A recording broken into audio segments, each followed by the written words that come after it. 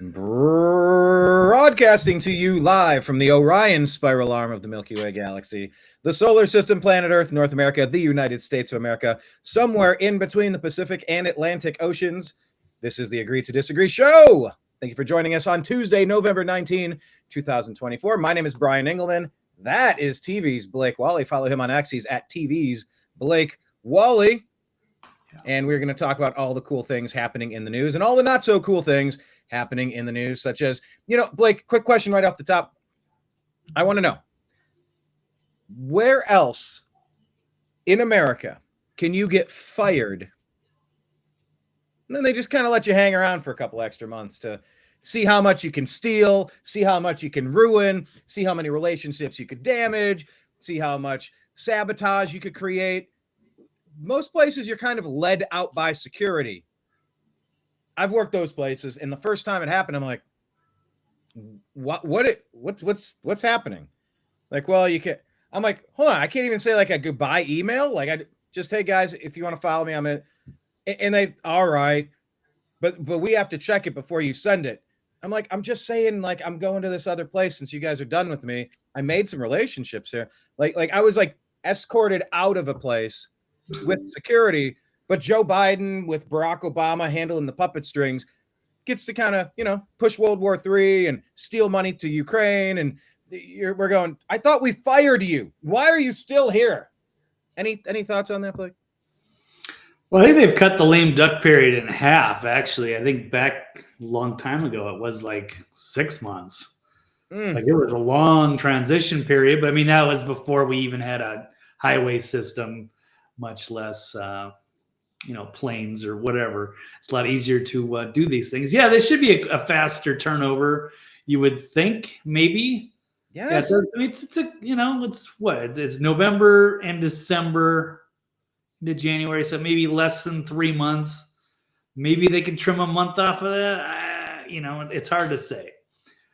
But yeah, it kind of is the issue. Now, I don't know if these people are necessarily going to sabotage, but they certainly can.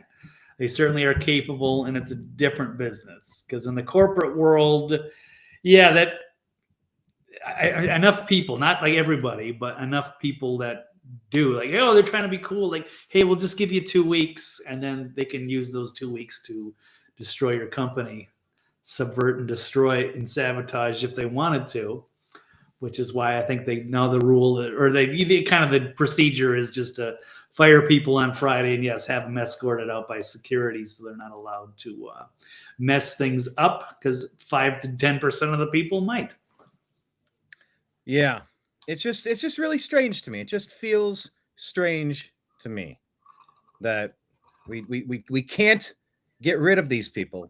They're just hanging around, and God knows what trouble they could get into in the next 2 months before the reins are passed.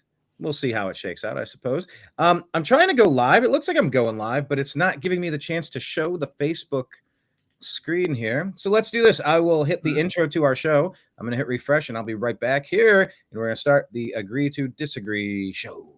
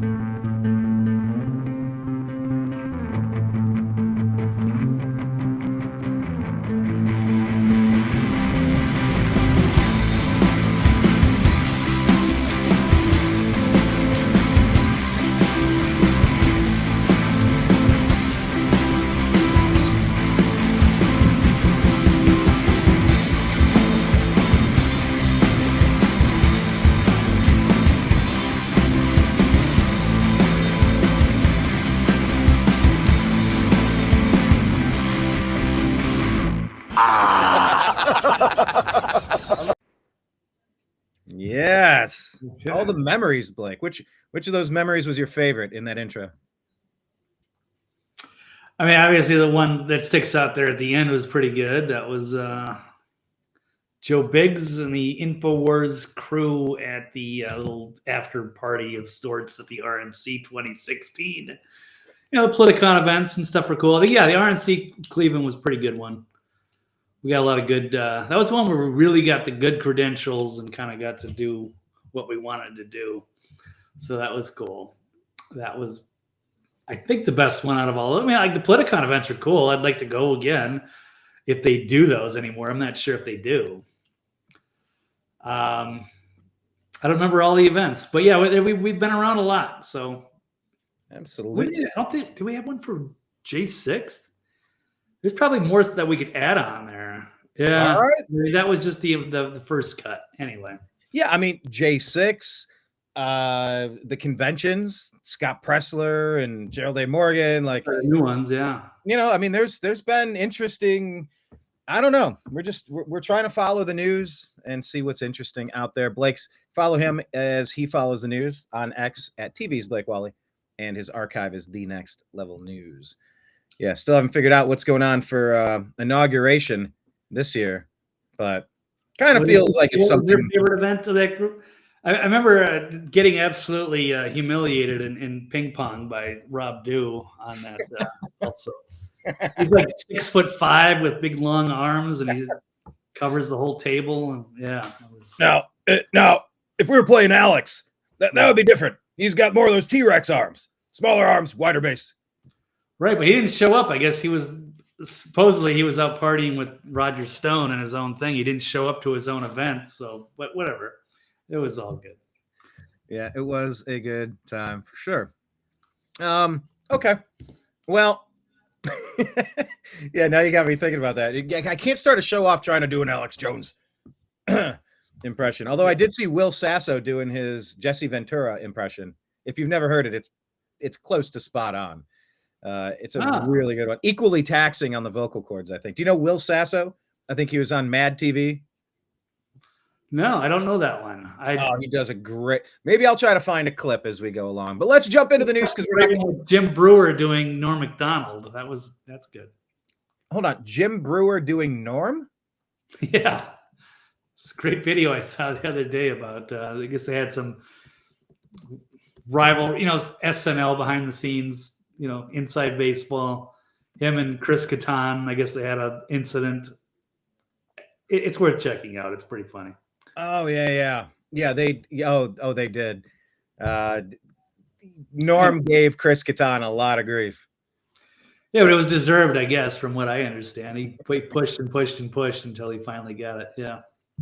All right. I like them both. Whatever. I don't care about any of the personal stuff. It's interesting to hear the inside baseball. Like I love the shoot videos for WWF or WWE, all the old wrestling stories. Or sports story, the things you never hear about, like what actually happens behind the scenes, kind of humanize the people. Yeah, those are always good for sure. I want to see if I can find Will Sasso, Jesse Ventura. It's the first thing that pops up. Let me just play it because it's so good. I think it's we'll go with this one. Here we go. I'm having a problem. Are you seeing on the top of your screen 50% off only this Black Friday? Because it's right where I would share there's a button there that I would. Oh, I thought mine's on the bottom. Share screen. No, but there's something else that usually pops up because I was trying to stream through Facebook today. So I don't have access to it. Okay, let me pull up this just since we're talking about it. We like to start off with a little bit of humor. Who is Will Sasso? Will Sasso. Who is he? I told you he's from Mad TV, actor, comedian. Oh, way back in the day, like 30 years ago? I guess. Yeah, he's been in a lot of stuff. But here you go. Keep in mind, this is not actually Jesse Ventura. This is a guy named Will Sasso. Is Jesse Ventura still in the Baja? He's still in the Baja. I don't even live in the United States of America for 6 months out of the year. I'm down in the Baja. There's more regulations. There's less laws. the building codes. You can do whatever you want down there with building codes. I can build a home straight up into the sky if I want. My house is actually shaped like me. I have a great crew out there in the Baja that I got from Rosarito. Come on, Blake. That's a pretty decent Good enough. Jesse Ventura impression, right? Good enough. Where does this come from? Is it just something new? I don't know. He's been doing that impression for a long time, and I just happened to stumble across it. Ah. And Jesse, he's a bit of a legend in the space, and Jesse's got his own legacy, his own interesting place in the alternative media, the libertarian movement. I was actually talking to a sniper friend of mine, Navy SEAL actually, and he's not a fan. And there's quite a few people that are not fans of Jesse Ventura. But I digress, and I got no horse in the race. I just know I read Jesse Ventura's book, I Ain't Got Time to Bleed, back in the late 90s. And I was like, I like this libertarian stuff. I like this Jesse Ventura. I like someone from the outside coming in. And I was like, all right. So, Jesse was like a key part to pushing forward in the new American media. Sure was. All right. So Blake is going to look around and find some stuff. And we are going to start with our first story of the day. I think this is a nice place to start because it could be the last story we ever cover, Blake. On the way out the door, Joe Biden, Kamala Harris, and of course it's Barack Hussein Obama, Victoria Nuland, and all the other deep state idiots who've been lying to us for all these years, stealing our wealth and killing people by the hundreds of thousands for profit. They have changed some of their regulations and said, hey, Ukraine, why don't you go ahead and shoot those missiles of ours into that big country over there? We're going to change the game a little bit because we got 2 months to either ruin the country, ruin the economy, start World War III. Maybe we could create some sort of national crisis where we can't turn over power of our country to the new elected leader. Maybe this calls for, we're in an emergency now. We just have to stay the course. We can't transition. Who knows? But it sure seems like treachery could be afoot, Blake. What say you? Agree or disagree that we should conquer Russia before Trump takes over? Yeah, disagree. I suppose this is tying into your point in the beginning of the show. Should we let people continue to stay in their positions? This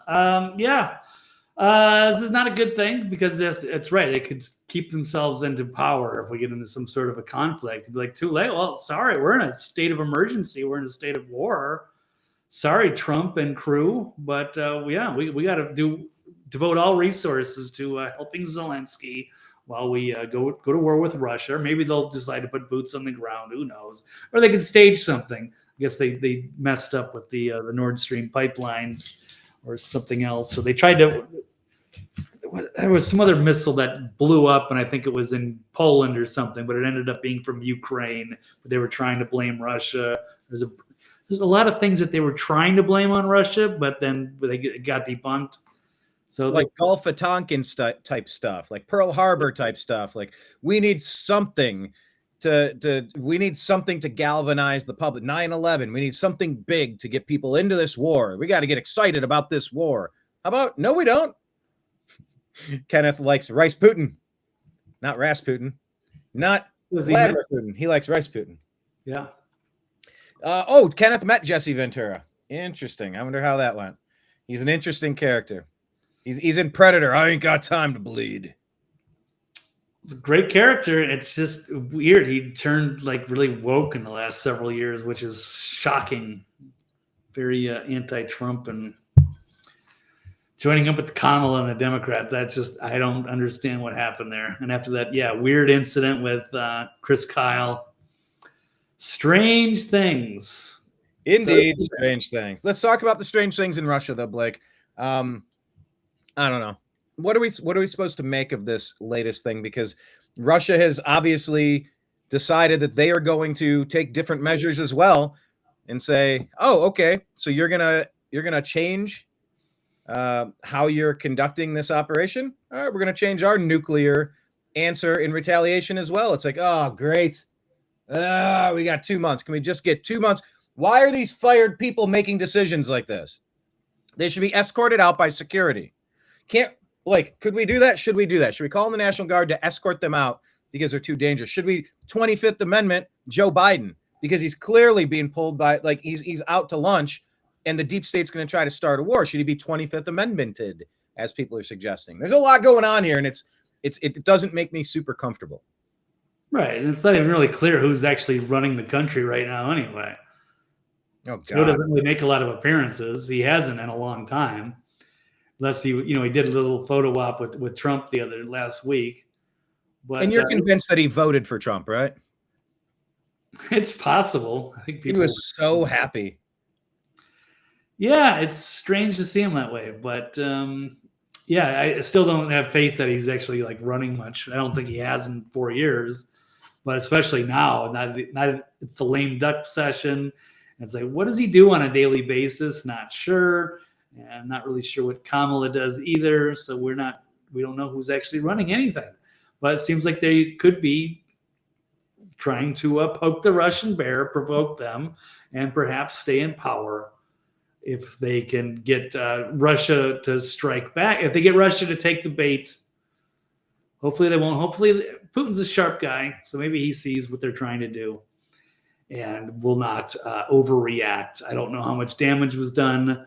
But yes, they have had a strike inside Russia all of a sudden now, not in the last few years. No, they had to just pull it off after Trump won, raising even more suspicions.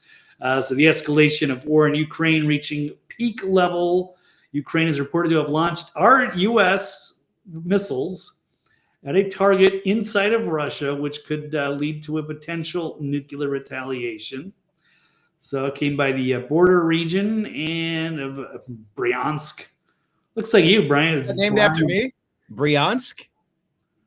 It's Brian's SK. Bryansk. Yeah. I like it. I'm part Russian, sort of. I don't know. Who knows what I really am. You can have dual citizen. All right. There you go. You can. I'm from the Middle East. I'm Abdul citizen. A what? Abdul citizen? Not Abdul, Abdul. It was a play on words. I was doing a Kenneth. All right, get back to the story about Bryansk. I like that, Bryansk. Yeah. Visit. I heard it's beautiful this time of year. Oh, I'm sure. Yeah, probably. Yeah, January. It's a good time to. You got nothing but woo. You got air raid sirens going off nonstop. That sounds good. Yeah. All right. So Ukraine deploying these missiles to strike a military facility in western Bryansk region. It was the first known attack following a decision by President Biden's administration to approve Kyiv's limited use of weapons to hit targets inside of Russia. Yeah, I thought this was pretty much just coming to an end. But no, they're trying to escalate things again. Of course, Zelensky also has stayed in power because of emergency sort of powers, and they're not doing another election, which is, I guess, the playbook that they're going to try to replicate here. If but they're we already had our election, that's the thing. It's already done. Are they really like they have to be trying something? They weaponized COVID last time. There's no reason to suspect that they're going to play nice this time. We'll get to Mika. I'm thinking Minka Fitzpatrick. Brzezinski. Yep. Yeah, their big new Brzezinski. You want to look and see who's at the root of most of this rot way before Obama was even around to execute it. Yeah, Brzezinski was writing the damn playbook on it. Anyway, I digress. But yeah, there's playing along, there's getting nice, and then there's realizing just how dangerous things are right now. So, and I'm sorry, go ahead. Where were you? No, that's all. Okay. I think that's about it. Yeah, there's just firing some missiles, some war games going on, and hopefully it wasn't too bad. They're kind of just testing to see what Putin will respond. Not a good idea for anybody to for anything to escalate over there because Russia is quite formidable, and we still have quite a military, but we have a pretty bad corruption problem. This was left out of the stack because I didn't really know how to phrase it, but the Pentagon has also failed their 7th audit in a row. But hey, it's no worries. And they'll aim for a clean audit in 4 more years. In 2028, I'm sure they'll get the books balanced by then. Have no fear. Fret not. You know what that reminds me of? What's that? Let me play it here. I think this is it. I gotta press pause. Here we go. Wait, is this gonna be it? Hold on. No, that's not gonna be it. It reminds me of the scene. Hang on. Well, it was a scene in Men in Black where they say, "You don't think we really spent $5,000 on a toilet, did you? Or a toilet seat? Was it?" That was Independence Day, right? That was with Will Smith. Jeff Goldblum. I think that's what it was. But I know that there's obviously a black budget thing going on with Men in Black too. So, and that also goes into all the conspiracy theory that they think something catastrophic is going to happen. There's going to be a cataclysm, and they don't really care. They're just going to burn money wherever. It's because it's about continuity of government after shit hits the fan, and so the money won't matter. But I don't know. Please follow me. Was Independence Day, Area 51. Floors beneath the surface. We're gonna get copyright. Yep. Here's our Well, main we're research providing facility. commentary over top. Let's see it. Yeah. I'm sorry, sir. It's a clean room. We have to keep it static free. We'll all go to Open decontamination. the door. So, I mean, the president doesn't even know this stuff is going on, obviously, and this is about the Pentagon black budget, of course. Yes, sir. So he's very interested, and he's getting in there now. And the size and scope of this is kind of bewildering, baffling, astonishing. And he's been kept out of the loop. The president of the United States isn't even aware that this is happening. So, My God. Why the hell wasn't I told about this place? 2 words, Mr. President. Plausible deniability. that's one of my favorite lines of any movie. Why wasn't I told about this place? 2 words, Mr. President. Plausible deniability. It's easier to lie about something if you don't know that it's there, so you're not actually lying. I told about this place. 2 words, Mr. President. Plausible deniability.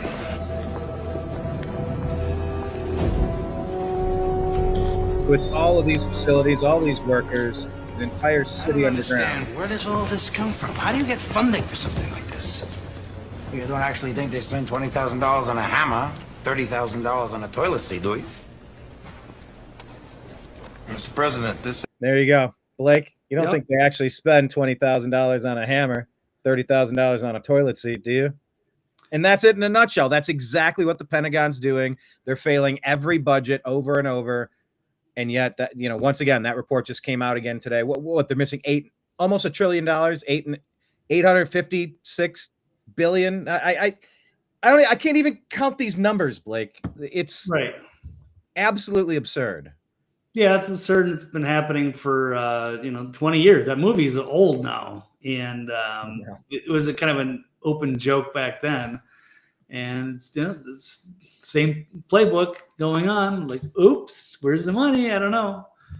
So I don't know exactly how much is missing. I remember the 2.3 trillion after 9/11, and then it's just been more of the same. And yeah, that's exactly, that was the auditing. It was the the hammer and the toilet seat, and how they're inflating all the numbers and trying to hide it from the publicly taxpayers who are funding giant black budget projects. And Area 51 is just one of them. They've probably got major underground facilities and secret bases all over the country. They're saying this is the seventh straight audit that the Pentagon has failed, and they can't account for $824 billion. So yeah, that's close to $1 trillion. Am I doing that math right? All this At this point, yeah. I mean, it doesn't mean anything anymore. Astonishing numbers that nobody could ever pay back. Why bother? Why try? Yeah. Sure. Yes. And my cat is trying to bite on the phone that I had up there, and he's changing the channel, so I got to grab that. Okay, let's move. Still naughty after all these years.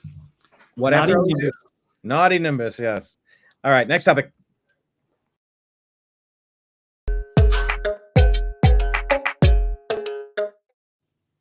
All right, well, what about this one? This was the one that Blake went and put as our thumbnail picture. Do you have the ability to show us the picture of the thumbnail, sir? I don't know if you have that.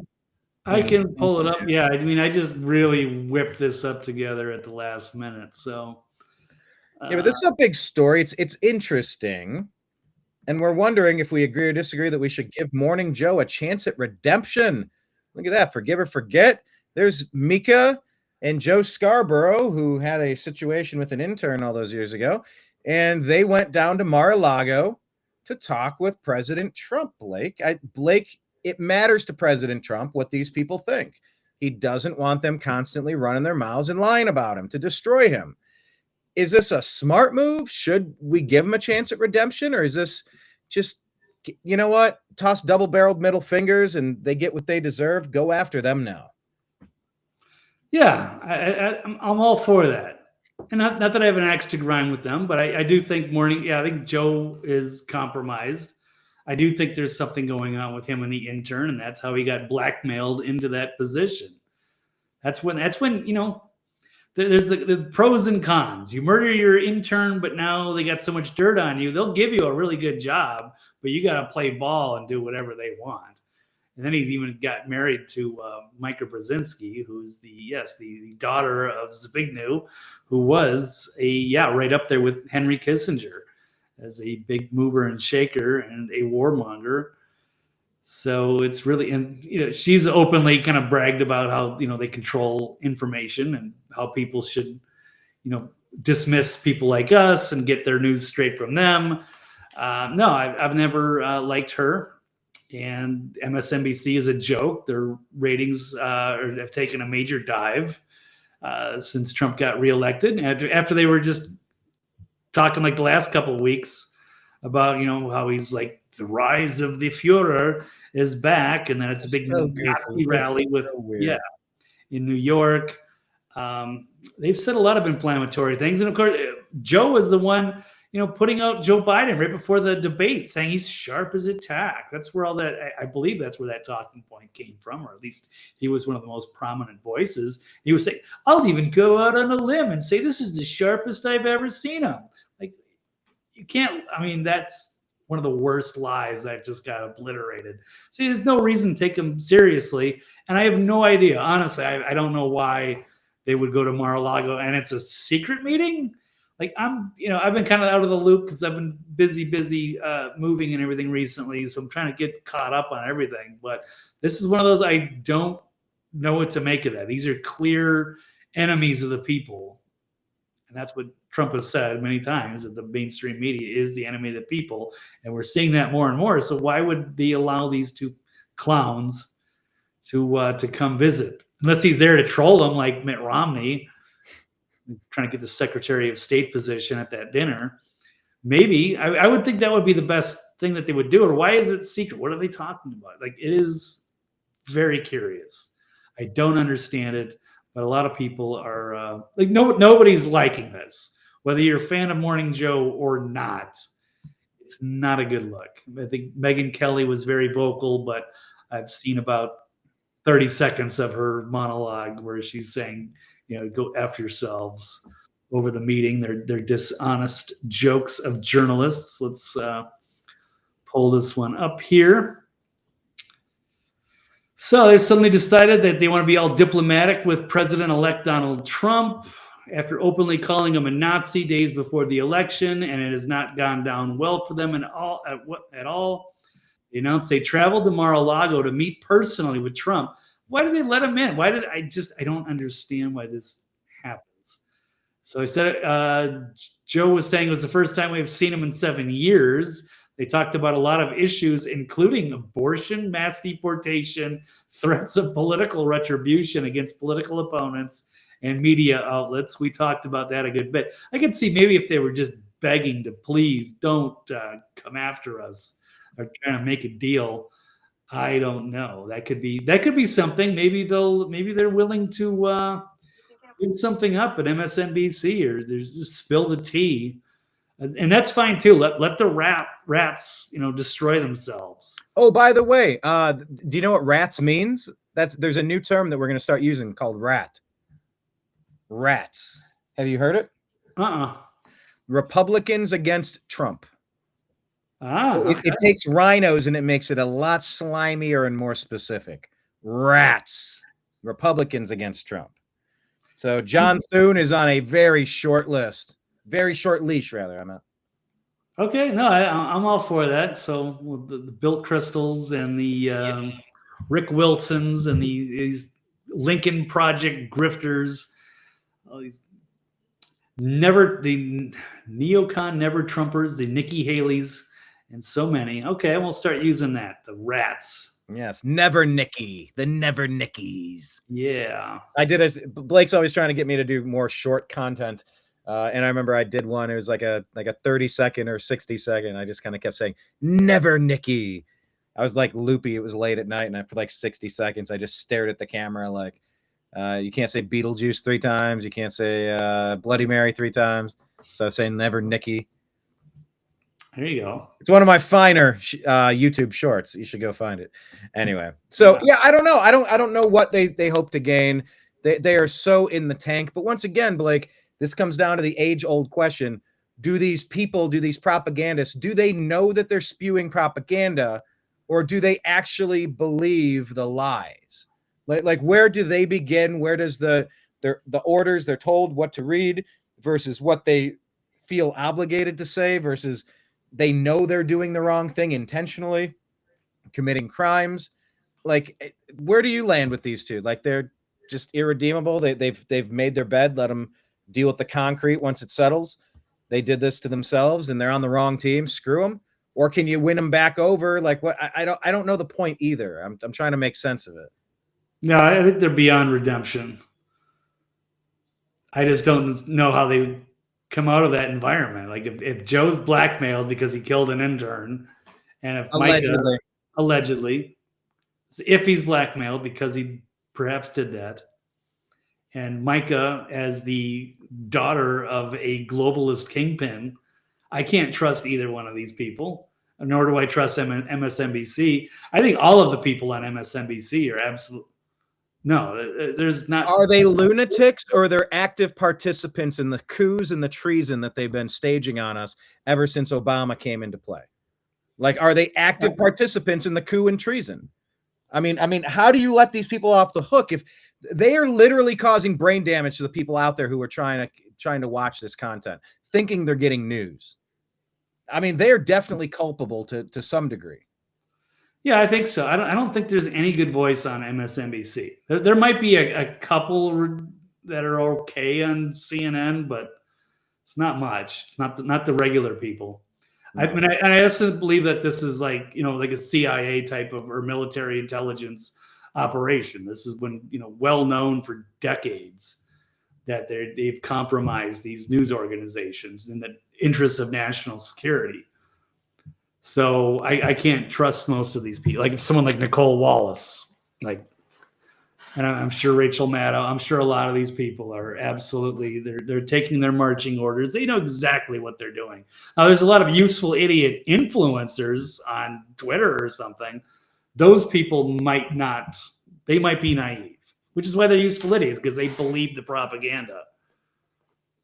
So they're happy to promote it, and most of them are paid. There's all this big AstroTurf campaign. So what about here? You have that the staff are revolting. What did they say? Like they're saying if Jeff Bezos and his companies didn't endorse Kamala, they're going to quit their jobs. They didn't quit their jobs. They're threatening it because, they need to endorse the worst candidate we've ever seen. So now their staff are revolting against them. They've lost all their viewers, Blake. Maybe they're just trying to get some viewers again. By the way, shout out to the 60 people watching us live. Thank you very much. If you have anything to add to the show, leave it in the chat in your comment section. If you're watching us live, where's most of it coming from? It looks like we're getting a lot of our audience. Probably Holy Twitter. shnikey, it's all through X. All right, Blake is at TV's Blake Walley, and we are at American_media_.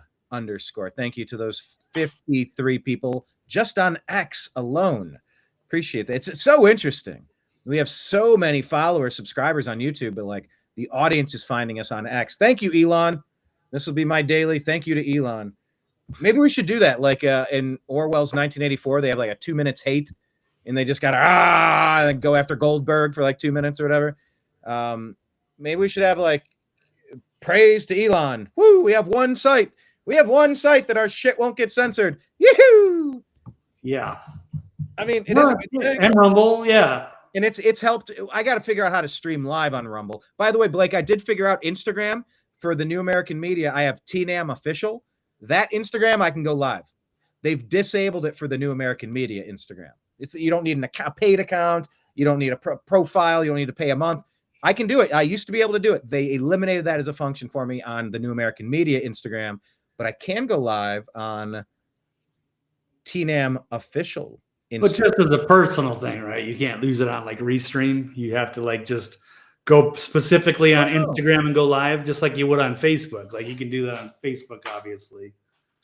I don't know. I'm still learning all this stuff. Frankly, I would love to work for someone that has a production team in place and that could really help achieve the goals and handle the legwork of this. And I think that's in the works. I think I'm going to be reaching out to more people than I ever have because I really haven't. But yeah, I would really love to join a network that has some production elements in place that could help navigate all the finer points of this stuff. But anyway, side issue. Yeah, what I was talking about is MSNBC losing their audience. Maybe this is just a way to try to get some sanity in the programs, and then maybe you'll start attracting some of those Fox News viewers. Nobody wants to hear 5 cackling hens on The View with the same stupid opinions. Mix it up. Make it 3-2, 3-3. Give us a back and forth. They would get their asses kicked so badly, though.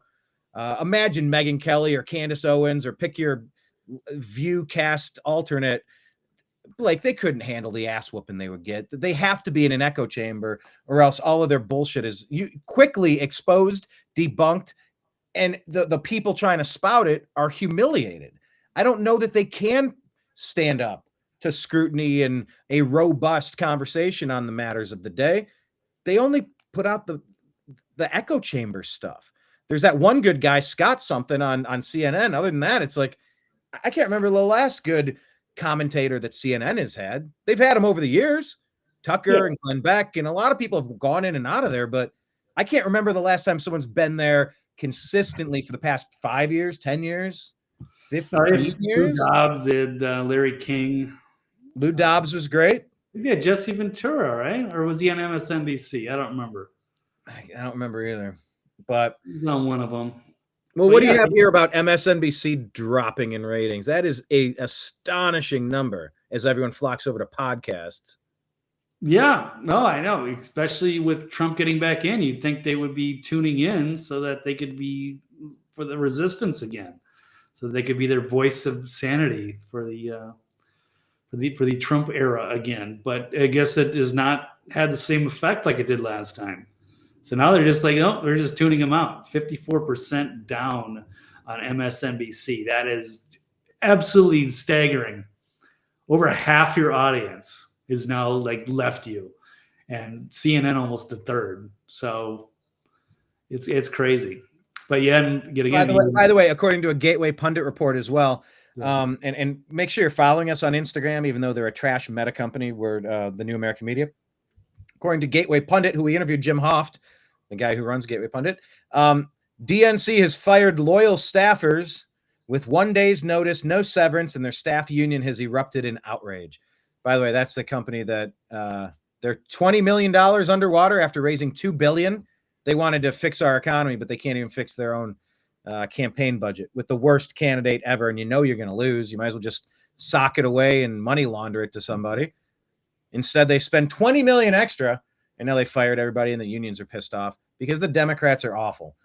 You know, it's just so interesting to see that MAGA has become the party of cool. Have Republicans been cool ever in your lifetime, Blake? No, they were lame as hell up until 2012, 2014, maybe. It's when they started to kind of turn the corner. For me, at least from my standpoint, I always thought they were super. I mean, I kind of liked Ronald Reagan. I thought he was kind of cool. He was an icon. But no. Reagan had a coolness to him. He had that California cool. He was an actor. You know, he had nice one-liners. He had really great writers. By the way, here, just let me share this with you real quick, if you can read it. reports are saying that Trump is going to give. Hang on. There we go. Trump is going to be giving credentials to podcasters, YouTubers, and social media influencers as part of the White House briefing room. So, like, it's happening. Like, there's never been a better chance for people like us who were credentialed at the 2016 RNC.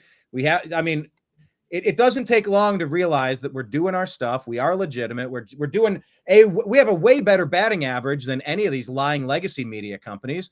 Put us in. Let's go. I would love to do that this year, this term, and in perpetuity moving forward. So I don't know. Is Morning Joe and MSNBC tanking because they suck? Are they tanking because people prefer content like we're providing it, where like people don't feel like they're getting lied to? Maybe it's a combination of all of it. And it's just the end of the life cycle of that lying legacy media. Yeah, we could see. Yeah, it looks like it's going to be changing quite a bit going forward. It's going to be a completely different dynamic than it has been historically. So, and they got nobody to blame but themselves. So this is with their model. So there's corporate propaganda, and now there's a reckoning. And there's here's some of the percentages of that collapse just within MSNBC. Good. Joy Reid down 54%. And then, yeah, Ari Melber, Chris Hayes, Alex Wagner, Morning Joe at almost 40%. Stephanie Rule, Andrea Mitchell. Yeah, they're all just awful commentators too. Yeah. I don't see Maddow though, unfortunately. But I guess she just does weekends now anyway. I don't know if she even does the regular prime time, so maybe they're not even including her. I don't even remember what her schedule is. I used to enjoy roasting her and tormenting her occasionally on Twitter or something. But no, who knows? But these people deserve some sort of retribution for all of the lies they've pushed over the years, and their credibility should be gone and never cut. They should be apologizing, begging forgiveness right now, and ratting out the people that are really pulling the strings there. Ratting out the rats, as it were. And by the way, talking about Trump being cool and turning MAGA cool and taking over the Republican Party, here's a little compilation. It's probably set to music, so I'll have to. Yep, it'll be. Imagine this to YMCA. So you got Trump, you got Brock Bowers, you got, that's Calvin Ridley. They're all doing the Trump. There's Bosa and the rest of the 49ers doing the Trump. They're all doing the Trump dance. Here's Drake College. He's doing that's a nice one. Nice pronounced elbow action. There you go. There's some more college athletes at Northern Illinois. They're all doing the Trump dance. West Virginia doing the Trump. There's Trump doing his dance, and then he hits that swing, and there they go. The Lions hit the swing, and they're doing the dance. John Jones, of course, unfortunately knocked out, TKO'd Stipe Miocic, who retired after the fight. He's a Cleveland sporting legend. We cover that on our sports show, The Unhappy Hour. But yeah, John Jones, I mean, he did the dance, went over to the president, gave him the belt. I mean, he made, I don't know. It's just, there's a culture shift happening. Everybody's doing the Trump dance, and Trump is starting to get some credit for some things. People have been scared to defend him, scared to support him, bullied into being quiet for the past few years. Sound the trumpets, Ken says. Yes, sound the trumpets. Oh, that'd be cool. Blake, are you excited about our 250th birthday anniversary?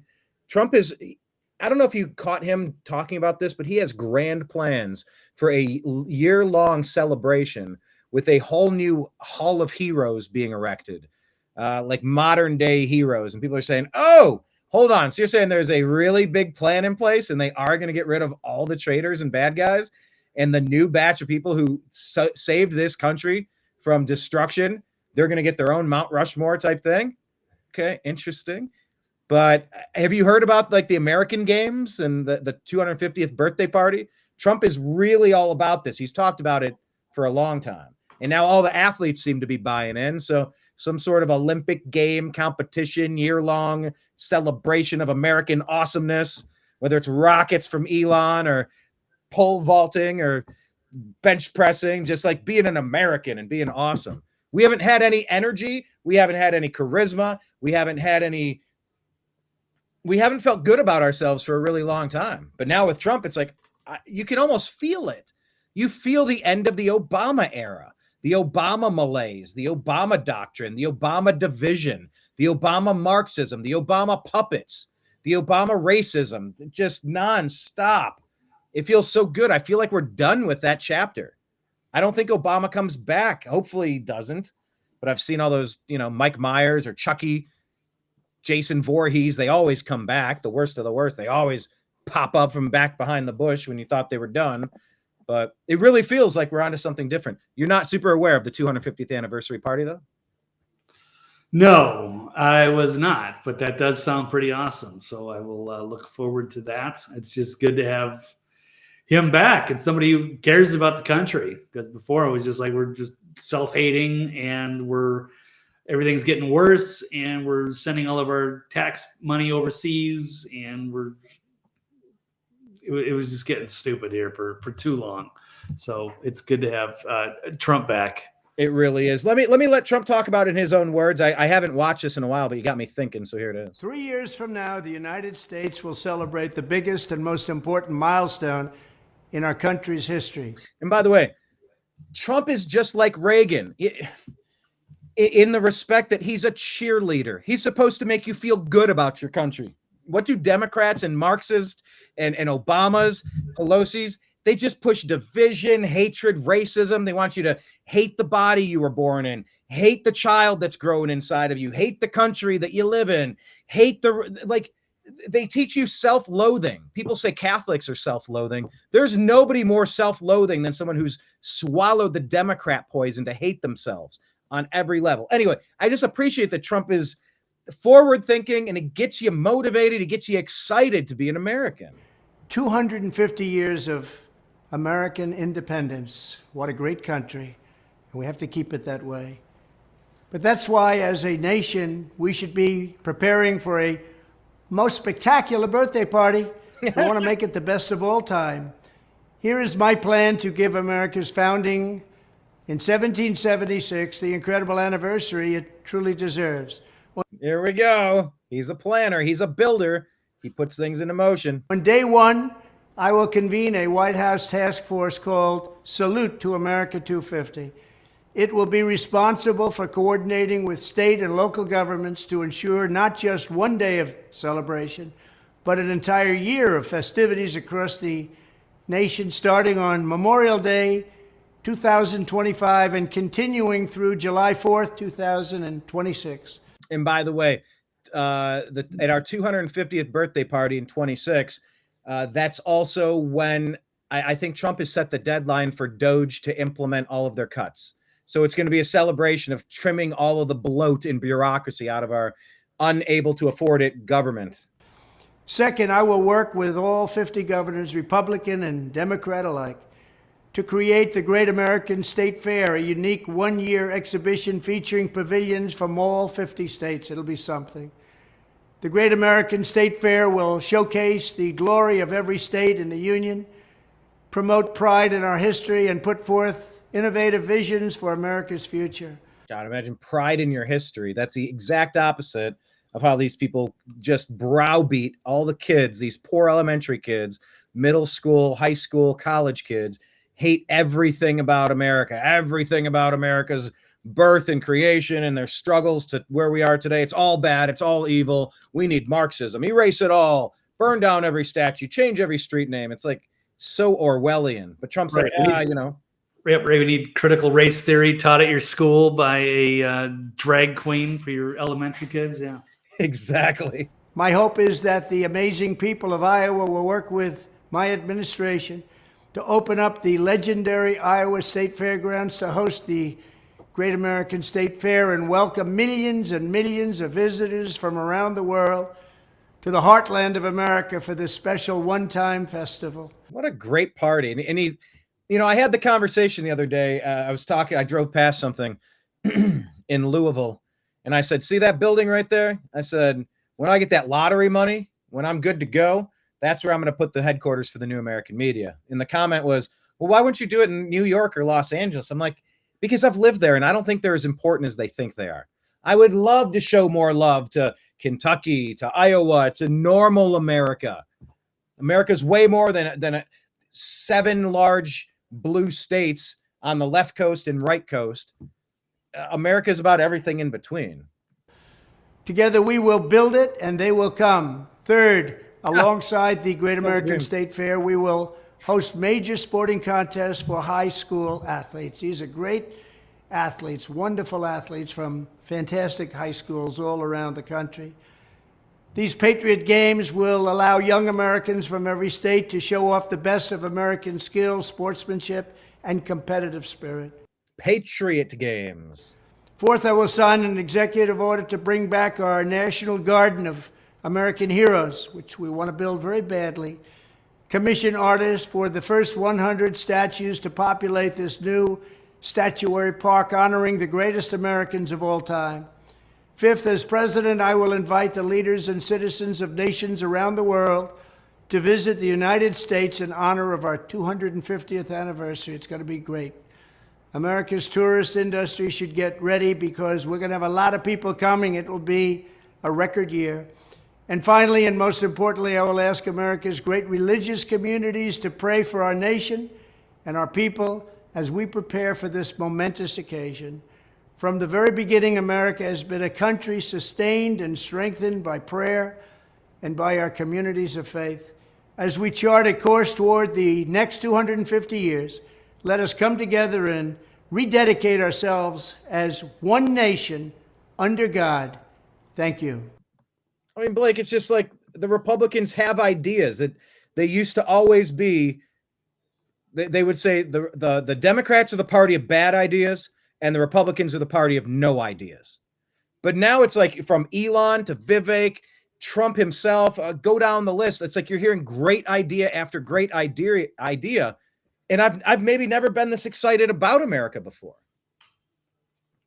Yeah, that sounds like a good reason. Yeah, I could agree with that. It's a different Republican Party, so they've gotten rid of these old school classic and the neocons. So, dare I say, a more progressive Republican Party. That word has been destroyed by radical leftists. But no, I'm all for it. Oh, absolutely. Let me just play one last thing and we'll move through. So YouTube strikes again. They say that we got a copyright strike and we're not allowed to share this clip because it has John Jones, it has the UFC fight on in the background. This isn't an illegal stream. I have fair use opportunity to provide commentary. You look at this, we're talking nonstop. Elon's ringside, Kid Rock is ringside, John Jones is thanking Jesus Christ, and he wants to give a special thank you to President Donald Trump right there on the sidelines. He's right there clapping, saying, no, thank you, appreciate you. John Jones comes down, look at the smile on Trump's face, hands him the championship belt after a hard-fought victory against Stipe Miocic. We have a fair use allowance to discuss things that happen in the news as long as we provide original commentary. And we're providing original commentary. He's finally getting some thank yous. Donald Trump is finally getting some appreciation for the work that he's done. And this right here with him holding arms like that, like in a gesture of friendship, the gripped hands, that's literally reenacting the meme that you see. The white arm and the black arm grasped together. Like, let's go, brother, that humanity's bigger than any sort of thing that divides us.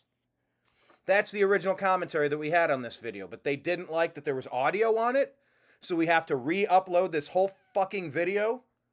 Man, YouTube is trash. Please switch over to Rumble. Go over to Rumble, thenewamericanmedia.com. But the point I was making here, that God damn it. I can't stand Google YouTube. I can't wait for them to be broken up and sell off Google Chrome, get rid of YouTube. Like, I'm so sick of all of these totalitarian measures. I'm making an original point here. Joe Rogan is making a commentary right there when the music starts and Donald Trump walks in. Joe Rogan cannot believe how loud the venue is. That is transformative original content that's permitted under the fair use provisions of the copyright laws. I'm allowed to say that. I'm allowed to talk about that. And it's interesting. It's newsworthy. And look at the embrace Donald Trump gives to Joe Rogan, who finally got off the fence and decided that he was going to support and endorse Donald Trump after having both Donald Trump and President Trump and Vice President J.D. Vance on his program for 3 hours each. But the loud volume of the roar of the crowd that was deafening to Joe Rogan. How many arenas has Joe Rogan been in where he would have to comment, you wouldn't believe how loud this is. I can't believe how loud this place is right now. That's important information to cover in the news because the lying legacy media has tried to convince people that Donald Trump is hated. He's despised. He's disliked. No, he's not. He's been lied about and he's been framed. And now he's part of the cool kids group. He's got Speaker Mike Johnson, Kid Rock, Dana White, Elon Musk. There's Sage Steele back there, I believe. Vivek Ramaswamy, RFK Jr., Tulsi Gabbard. Republicans have never been cool.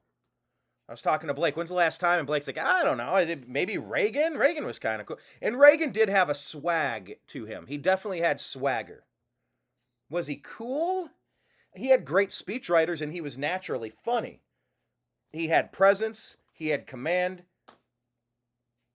I don't know that it's on the same level, though, of cool.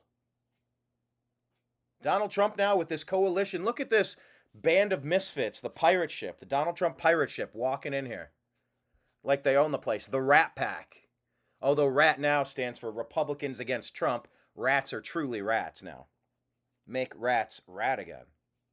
Make rats rats again. There we go. Anyway, that's what I was trying to convey in this segment. YouTube said, oh, you can't show this because it's copywritten material from the UFC. We're providing commentary. It's covered under fair use provisions. Please follow the New American Media on Rumble. Rumble doesn't do stuff like this. Rumble won't twist themselves into pretzel knots to try to pretend that this is, some sort of illegal stream of the fight. No, it's not. We're a news program, a current events program. We're commenting on the news of the day. Okay? There we are. If you want to watch the original version, watch it on Rumble. Thank you so much. It hits different decibels when Trump's there. That's for damn sure. My friend Tony says, it's great. That was a decent one. Okay. Anyway, I just want to give Trump some kudos. The universe seems to be healing. A lot of the angriest people are taking themselves out of the dating pool, so swearing off men. We don't want kids. Okay, so like the abortion industry is going down the tubes because they're not. It's just like America is changing in a way that I could have never imagined it happening so quickly. But here we are. Okay, so let's just jump into our last couple stories here, Blake. I know you're being a trooper today. You're being a super trooper. You have a show coming up tonight, right? I do in about, I guess, 2.5 hours from now. It's all right. Waking up here, Toxically Masculine Tuesday.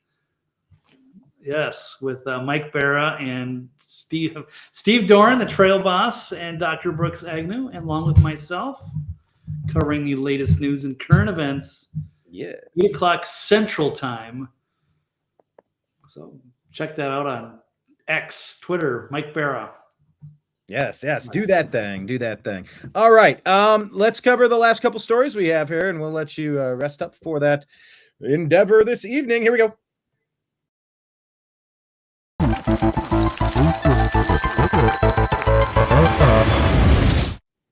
Well, Blake, it's not all sunshine, lollipops, rainbows, and Kid Rock and everything that's beautiful when we're together with Donald Trump. There are some people across the country who do not believe that deportations should occur for people who are illegally in the country, hence in need of being deported.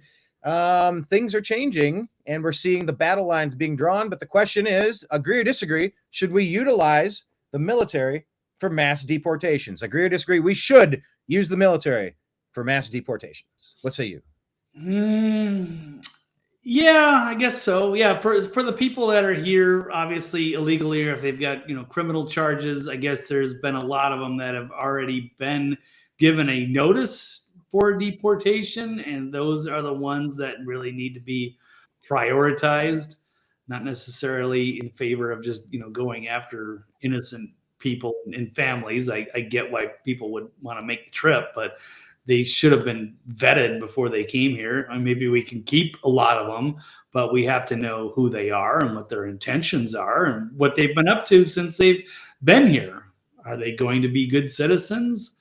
And then if we are, then they can't be allowed. They still can't be allowed to vote for, I don't know, at least 12 years or something. There's got to be something in place, because these people were used to become a new voting bloc.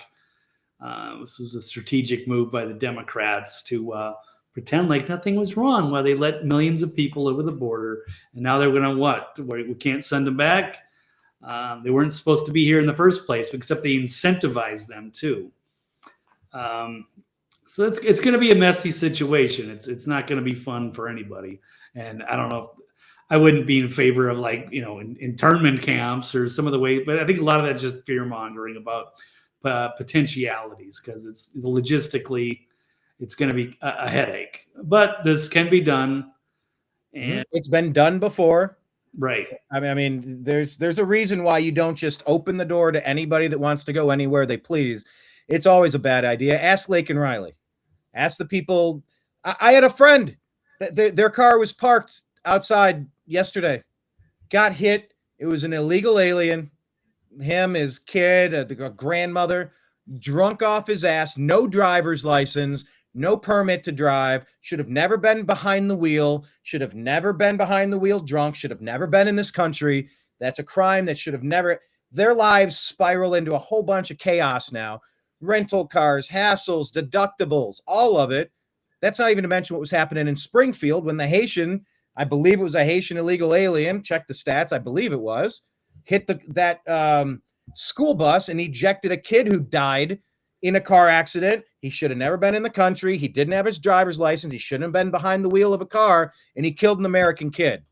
Yeah, well, it's not like only illegals kill people. Well, yeah, but those people would have absolutely been fine if that person never snuck into America. So, yeah, I mean, it's reaching a boiling point now. But anybody who thought Trump was kidding about committing to protecting our border and undoing the damage of Kamala Harris, Joe Biden, and Barack Hussein Obama, along with Mayorkas and Garland, they got another thing coming. Do you have this clip here with Jennings on CNN? Yeah, they get into it a little bit. Yeah, he's been a delight to watch on CNN. I'm surprised they let him on, but yes, it's good for people to see a different point of view on that channel. Otherwise, they're pretty insulated, and I don't think they have anything like that on MSNBC. So, but let's check this out as Scott Jennings, that you mentioned him earlier, and they were kind of maybe perhaps floated around as a press secretary, but yeah, he's been doing a phenomenal job pushing back on the crazy woke leftists on CNN shows. And here he goes with this one, talking about the logistics of mass deportations. Some of this. And think about this. The challenge of sorting through them is mammoth. We had a hard time doing it in Iraq.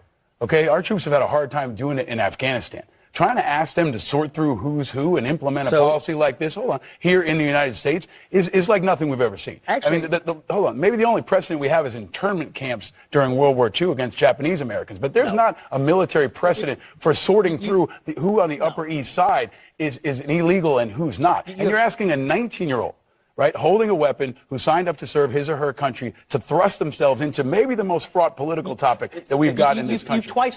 People want a solution, but they don't necessarily want that one. You've twice now insinuated that Trump's going to send the military to round up American citizens, which is totally false. There are 1.3 to 1.6 million illegal immigrants in this country today who have already received deportation orders from a court. You can start there. There's another population, as Mark said, that have either committed violent crimes in the United States or committed violent crimes where they came from. You can also do that. That has nothing to do with the people in your neighborhood, has nothing to do with the person in your office, and has nothing to do with whatever the hell you're talking about. It has to do with getting people out of the country who do not belong. How are you going to deploy the military? Give me how exactly you would deploy an active duty military unit to respond to this crisis. I would use the military in conjunction with local officials, what does that look like? Local law enforcement, county sheriffs, people who know their communities, because I assume a lot of the local sheriffs and jailers are going to be the people who end up housing some of these folks before they are deported.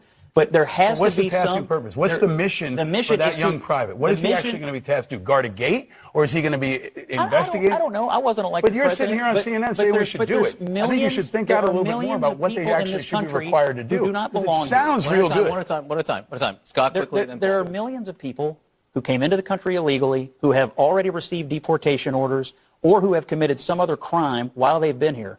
The fact that you want to leave them in place is mind-boggling. That is not what I said. That is not what I said. Let me ask the same question I asked Chuck. Yeah. What was the mandate from the election? As much as any issue, immigration was on the ballot. So what do you think the voters were saying on immigration? I think the voters were saying do something about it. I think broadly across partisan lines, there is almost universal need for people to do something about it. What you do about it is a totally different story. Can I finish? Or are you guys going to jump in? Yeah, it wraps up. Yeah. I mean, logistically, it's going to work how it's going to work. I don't know. I mean, there's 1.3, did they say? 1.3 million that have that have already been given orders. So start there. Those people should not be in there. Anybody with some kind of a criminal record should be rounded up and removed. They're a danger to the public. Agreed. So we put people like that in jail, but yet they're free and they're roaming around and we don't know where they are. So, yeah, if we have to use the military, then use the military. Yeah, I'm okay with it. Like, of course. And you work in conjunction with the local teams that know their local areas the best. And you just provide support and you get to work. And you bill the Democrat Party for everything, the DNC. If you can bankrupt Alex Jones because he had the wrong story and his listeners became abusive or something, okay, surely you can bankrupt the Democrat Party for the damage they've caused to America. Look at Laken Riley. Nobody died because Alex Jones had a shit opinion on a shit story. The Democrat Party has blood all over their hands, all over their bodies, all over the living room, smeared on the walls. It's splattered on the ceiling. You're swimming in blood in the Democrat Party because of the carnage they created. If you can bankrupt Alex Jones, you sure as hell can bankrupt the DNC. Yeah, I'm not here to be nice. There's no being nice with these people, Blake. There's no go along to get along. These people hate you. They hate us. They hate this country. They hate everything. The Democrat Party has earned the right to get sued into oblivion and build back. Here we go. Instead of build back better, how about we build them back better? We'll build them back better. I like this. Build them back better. We had better build them back.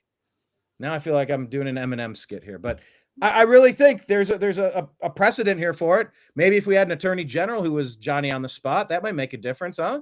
Maybe.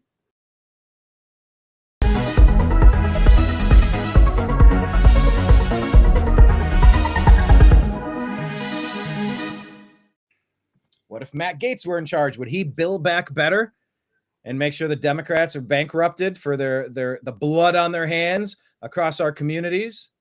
Blake, agree or disagree that Matt Gaetz is the Judge Dredd that America needs? Agree or disagree? Gaetz is the Judge Dredd that America needs. Well, I've never actually seen the movie, and I'm not really much of a comic book guy. But you know what? I'll just run with it. Yeah, we need somebody to go in there and shake things up, and certainly he's shown he's very capable of making high-level people squirm in front of Congress. So that's exactly what we need. So I'm down for it. I know that people are freaking out about it. They're trying to bring up, this case against him that he assaulted a minor or whatever, but that didn't seem to get anywhere, even though they did kind of put him on ice and stop him. He had a weird scandal going on, but as far as I could tell, he was exonerated from that. They're still trying to use that. Now they're going to try to bring up, this ethics committee showdown. But we'll get to that here in a minute. Okay, we can put that together.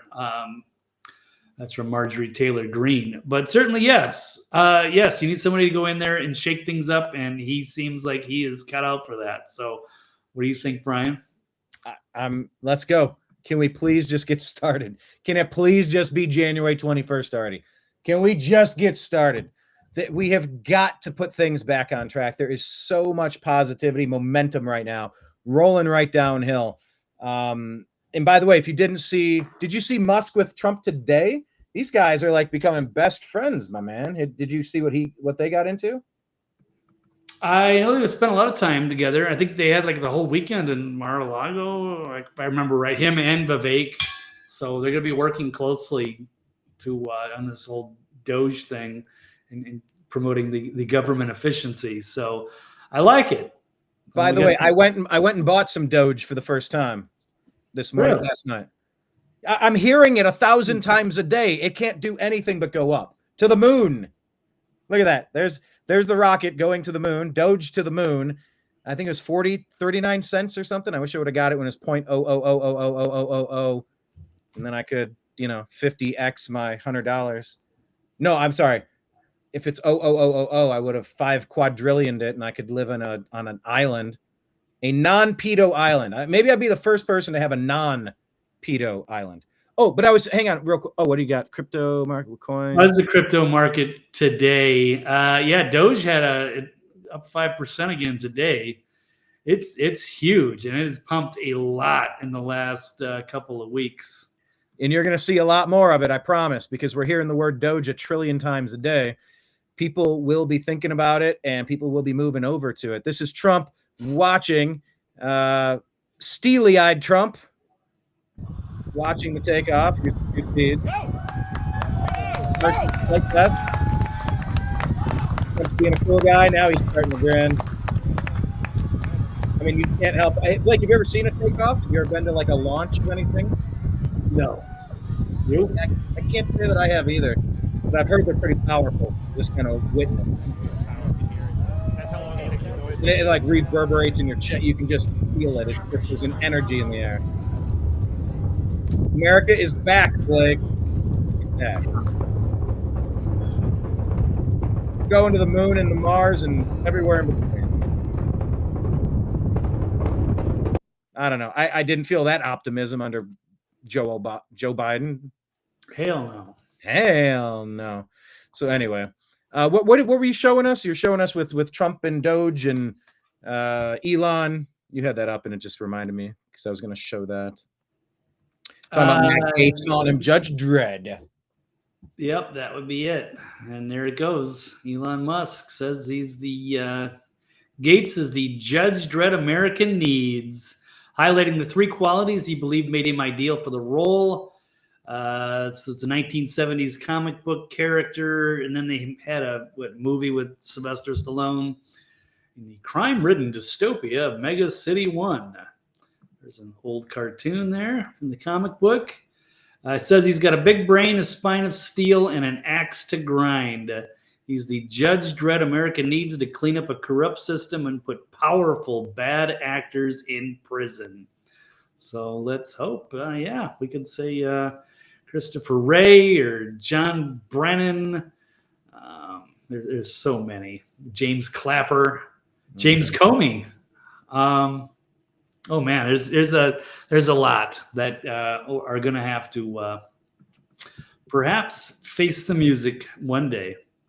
You mentioned Comey, and I did want to just mention that. Where's he at? Or was it Brennan? I think it was Brennan. Do you see what he was saying today about Tulsi? Yeah, he's been quite critical of. Let me play this clip because this was a big story as well, and then we can hit our last one and wrap it up here. But this is important because this guy's in the top 100 list of traitors that needs to face justice for his treason and his coups. Inside with Jen Psaki on MSNBC with this guy. Man, everything about this frame is a joke. Let's hear it. So let me just start with Tulsi Gabbard, because you served as the CIA director for 4 years. What would having her in charge or in the role of director of national intelligence mean for the intelligence apparatus of the U.S. government? Well, I think there's so much uncertainty about what Ms. Gabbard would bring to the job. As you pointed out, she has been an apologist for Vladimir Putin.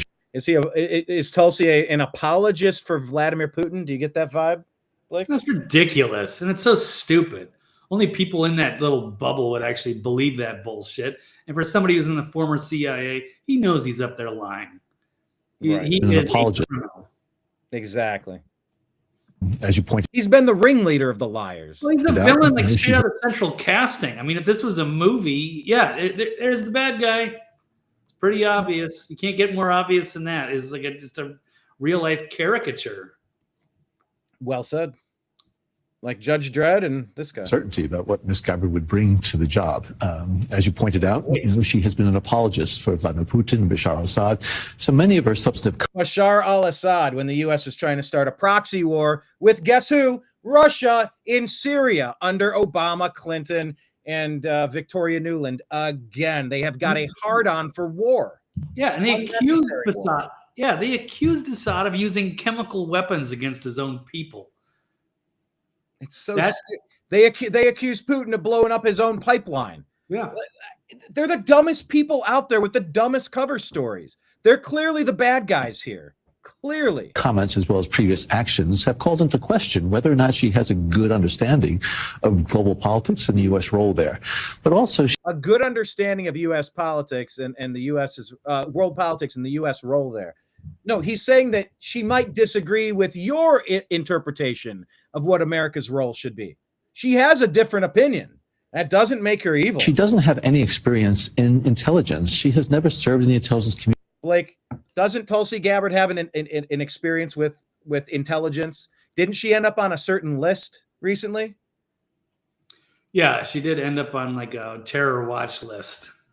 Now, I don't know exactly her entire military record. I don't know if she served in naval intelligence, but I don't really care. So, you know what? I'm good to have some outsiders come and shake things up.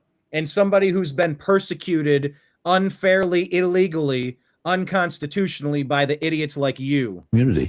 And the Director of National Intelligence is somebody who sits on top of the 18 departments and agencies and needs to orchestrate these agencies so that they collaborate, so that they coordinate, so that they're able to pursue the national security priorities in an effective fashion.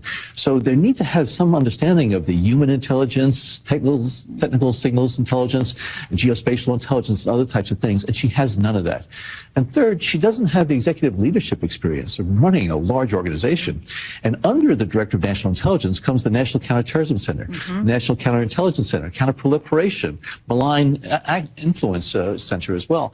So there's just a lot of responsibilities. And so the people, the professionals that are in these 18 intelligence agencies want to have confidence that the person who sits on top of them, and that person by law is the president's principal intelligence advisor, is going to be carrying out the duties in a qualified way, but also in a apolitical, objective fashion. And I think there are serious questions that have been raised about Ms. Gabbard's ability to do that based on her lack of experience, as well as her very questionable comments that she has made and statements, trafficking in conspiracy theories. So let me she's trafficking in conspiracy theories because she's not agreeing with their conspiracy theories. Did you catch that? Try to unpack that part. No, yeah. Well, let's bring it all out to the light and let's decide on that one. It should be pretty obvious who the conspiracy theorists actually were. Agreed. So in that regard, whether Judge Dredd, Matt Gaetz coming in with an axe to grind, and people that are guilty as sin, dead to rights, as they say. Oh my gosh, Trump called for a bloodbath. No, he said the auto manufacturing will be a bloodbath. They used it colloquially. Should we release all ethic reports instead of the selected ones, Blake? With Matt. Yeah, I get that sounds reasonable. This comes from Marjorie Taylor Greene. Let me pull this up. Because they're going after Gaetz pretty hard. They're afraid of him. They don't want him in there. So they're trying to selectively release an ethic report on him about that potentially scandalous rumor that turned out not to go anywhere. Looks like they tried to set him up. So she sent this warning to Congress: if you're going to be selectively releasing this, why don't you just release everything? So she had a strong message for those who want to release only the ethics reports they think will harm Trump's prospective appointees. They should be prepared to release all ethics reports from the House and Senate for the American people to see. House Ethics Committee was going to release a report on Gaetz last Friday, but because he resigned from Congress, they lost their jurisdiction. So they've been selectively leaking parts of the report, and now there's a hacker. It's got the documents allegedly. They've denied the allegations and declined to bring charges over after investigating the matter. Gaetz has been exonerated of criminal accusations from a while ago. And then so she went scorched earth, saying about ethics reports and claims, including, I guess she filed one from sexual harassment and assault claims that they were secretly settled. They were paying off victims with taxpayer money, and the entire Jeffrey Epstein files, tapes, recordings, witnesses, interviews, and not just those. Epstein wasn't the only asset.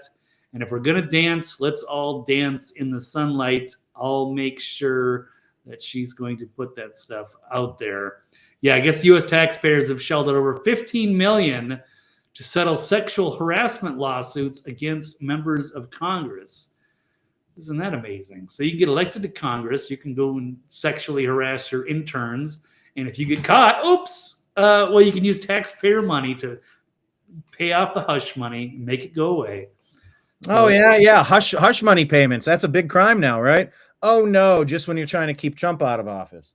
You can enter into a contract with somebody unless you're Donald Trump. Yeah, that got delayed again, right? They pushed another Trump hearing back. It was supposed to be. That's like 2 years or something. Forget about it. It's a goner. So stupid. See, yeah, they had no case.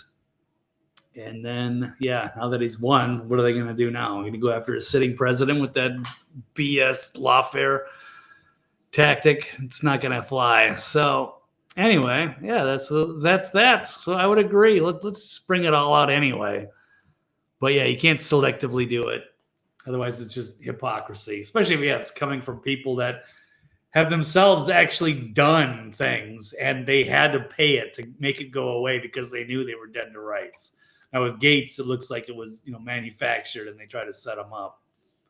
But we'll see what this hacker stuff says. I mean, I don't know. I mean, I do definitely want to believe him innocent until proven guilty. I'd like the idea of him taking over as the AG. So let's hope it amounts to nothing. Otherwise, he'll have some serious questions to answer so that we can trust him. I mean, he does sound like he's got a few issues. He sounds like he might be kind of a frat boy, or he's done some goofy stuff in the past, and that's fine as long as it was all with consenting adults, unless they tried to set him up with a minor. But that was, I don't know. So we'll see on that one. That was with his buddy, but he went through the ringer on that stuff. So yep, and the story is that he was cleared of it. But every time somebody of prominence tries to take, it's just Washington runs on blackmail and bribery. It just runs on blackmail and bribery and threats, coercion, honeypots. It's all a slimy game. Talking about honeypots, we have one final story in the stack. What about this honeypot? Ooh, Sarah McBride. She's got a nice honeypot. Huh? You'd like to be locked in the bathroom with her. So Sarah McBride is a human who was bathroom with Sarah McBride. Okay, so this person that goes by Sarah McBride, they weren't born Sarah McBride. They were born a man, and they changed their name, and they prefer to go by this new name. Is that the story? I believe so. It's the first. Is it the first? Yes, the trans rep-elect Sarah McBride will not be allowed to use the women's restroom in D.C. on Capitol Hill if Nancy Mace has her way. So the radical woke left up in arms after a brave congresswoman took a bold stance because she didn't want to be in the same bathroom with a man who has a penis but dresses like a woman, so they're just supposed to look the other way. It's got to be uncomfortable. And so it's the latest spectacle there. I used a restroom. Well, okay, I've been to concerts where it's anyway. Let me think of what I'm trying to say here. I went to one restroom. I'm trying to remember where the hell that was, Vegas or LA or something. And it was like this big open bathroom, and it was just kind of like a free for all. And there was no men's and there was no women's, and like you shared the the mirrors and the hand washing, and it was just go wherever you feel like going. And it's like, I didn't like being there. I didn't like it any more than I like when someone goes, "Hey, can you hand me that purse? Hand me my purse." I go, no. I don't touch purses. I don't want to be in the place where 6 employees have their purse. Oh, I saw him reaching in there. I know Brian was in there. I'm missing something out of my purse. Nope. I'm never touching it. No, just get me the blue one. Nope. If I pick it up and you didn't zip it, things are going to fall all over. I don't touch purses. I don't want to have anything to do with it. They ran out of tampons in the boys' bathroom, so you start digging through the purses, right? I get Tim Walls right on this one. Yep. We need more tampons, Timmy, in the men's restroom over here. Yeah, so Nancy Mace, she's pretty. Where's she out of? Georgia, Florida. Where's she from? South Carolina, I think. Blake will look it up. No, but look, Nancy Mace gets a lot of things right, and we have to restore sanity here. It's okay if you have gender dysphoria. I don't think that means anybody should be bullied or abused or by any means physically harmed.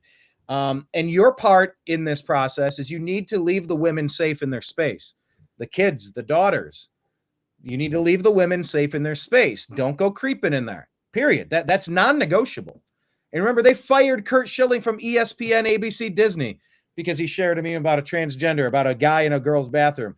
ESPN, ABC, Disney hated that. They wanted you to support that. I don't support that. Never have, never will. Leave the ladies alone. Now, I don't enjoy peeing or pooping in a room full of ladies. Look, you're better off if the dudes are segregated away from you, ladies. Honestly, it's gross. But I could tolerate being in a room pooping and peeing with some ladies there more, but it still makes me uncomfortable. And on average, put 10 men and 10 women together. Could all 10 men beat up those 10 women? I don't know. 9 of them could. Especially if you're in a position where there could be predatory behavior. You do not want to be naked, half naked, getting dressed, getting undressed, tucking things in. You need a private space. So guys with gender dysphoria, stay out of there, please. Comb time in the bathroom. Stand next to Sarah McBride at the urinal. Blake, who's the most famous person you stood in a urinal next to? Quentin Tarantino? No. Hey. Where was that? He's a couple down. He was a couple down. I don't know. Is some or am I even allowed to say that? Did I sign an NDA? I'm not allowed to talk. No, I worked a lot of Hollywood parties, so I did see a lot of famous people. Usually, the employees had their own separate restroom area. We didn't, commingle with the big stars. But at a few events, that's just the way it was. So just made do. It wasn't a big deal. But anyway. Yeah, I had the guy from Black Keys. The guy with the glasses. What's his name? Yeah, Patrick Carney. He's like 6'7" or something. Yeah, he's a big guy. He was right over there. I waited until I was out of the restroom, and then I talked to him as we walked. We were in an airplane. We were going back to Cleveland, Ohio. He's from Akron, or roughly around that area. And Martin Short at the Oscar party.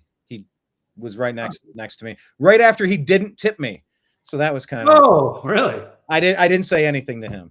But yeah, I digress. You just got to keep men out of these lady spaces. That's non-negotiable. Keep these men out of sports. I'm sorry, Obama. Nobody bought your push. You gave everything you had trying to convince people, Michael, Michelle, whatever you're trying to convince people of, that we all need to accept your thing. We're not. It's just biology. And like I said, I'm not going to bully. I'm not going to demean. I'm not going to talk trash. I'm not going to try to, by any means, no physical harm. People need to be safe in who they are. But the second part of that equation is men. You don't go making women unsafe where they are. Stay out of the bathrooms. Stay out of the sports leagues. That's it. It's pretty straightforward. Do as thou wilt. Just don't harm anybody else. That's the libertarian philosophy, right, Blake? Yeah, sounds good to me. Okay, good. All right. So Nancy Mace, bravo too. Did you figure out where she's from? Yeah, she's from South Carolina. Oh, South Carolina. Thank you. I didn't quite make sure. At least that's where she represents. Maybe she's from another state, but yeah, I think so. Gotcha. All right. Well, cool. Thank you, everybody, for being here on today's episode of the Agree to Disagree show. Blake, tell everybody about the show you're doing tonight, where to follow you on socials. By the way, Blake doesn't like to tell you, but if you would like to support independent journalism, you can go ahead and find him. He's on Cash App, $Blake W99. Send him some love. Say hello, because nobody works harder. Blake, tell people about the show tonight, where they can find you, and the documentary that we finished, because it's an important documentary. It's important to watch, I think. All right. Yes, the documentary is when we went to North Carolina with our friend Grizzly, and he showed us the disaster areas. We made a little mini documentary to show them, regrouping and getting the community together to help each other out with the new supply lines, because they weren't getting much help from FEMA. So yeah, that was cool. Documentary can be found on my website, thenextlevelnews.com, or YouTube, one of either my channel or Brian's channel. It's in a few various areas. And what's it called again? We're checking out. Huh? What's it called again? Hurricane Helene, help is on the way. Help on the way. Yes. Hurricane Helene, help on the way. Definitely check that out. You gave him the Next Level News site with your archive. Where else should people follow you? You said Twitter is the best spot. Twitter X, TV's Blake Walley. Yeah, it's a good spot. And yes, I will be doing another show in about 2 hours, Toxically Masculine Tuesday, with Mike Barra, Trail Boss Steve Doran, and Dr. Brooks Agnew. So coming up soon, we'll have more latest news and current events. Heck yeah. Awesome. Go check out that show. It's always fun. I've been a guest, a pinch hitter occasionally, an Alvaro Espinoza utility infielder. You can be called upon to play third or short or second. Just let me know, coach. I'll be around. So yeah, That's been a long time. It's from like the 80s, right? 90s? 90s, yeah. Alvaro Espinoza. He's a good utility player. But anyway, yeah, check out that show and check out Blake's stuff in all of the places. We're going to wrap it up for now. Blake, I will let you go, and I will tell ladies love him, girls adore him. I mean, even the ones who never saw him like the way that he rhymes at a show. The reason why, man, I don't know. So let's go, Blake. It's sure. To make a thing go right. Okay, I'm not going to keep singing. Thank you. But special thanks to Kenneth and everybody else in the chat room leaving their comments. Blake, you go take a nap, good sir. You've had a good one. And I will talk to you soon. All right. Thanks, Brian. Thanks, everybody. See you next time. There you go, everyone. TV's Blake Walley. Make sure you're linked up with him. Okay, so make sure you find the New American Media in all of the places, please. I mentioned if you want to send anything over on Venmo, it's at Brian Engelman, BrianEngelman. That's pretty cool. Thank you so much. If anyone wants to contribute, or patreon.com/the New American Media. Sign up to be a monthly supporter of our work. You go to our private Facebook page, TNAM's The Agree to Disagree Show. Go on youtube.com/at the New American Media. Go to our new Rumble account, the New American Media. Download the Agree to Disagree podcast on Spotify. Follow the New American Media on X at American_media_. We're on Truth Social as well. And on Telegram and Signal at TNAM and TNAM Chat. TNAM and TNAM Chat. So thank you to everybody out there. Definitely had a good time with you today. I do not like TNAM and eggs. I would not eat them here or there. I would not eat them anywhere. TNAM and scram. I did buy some ham yesterday. I haven't had ham in a while. All right. I'm done hamming it up for you. Thanks to Blake Walley, Kenneth, and everybody else in the TNAM radio universe. I appreciate you. I love you. And we'll talk to you again soon. Take care.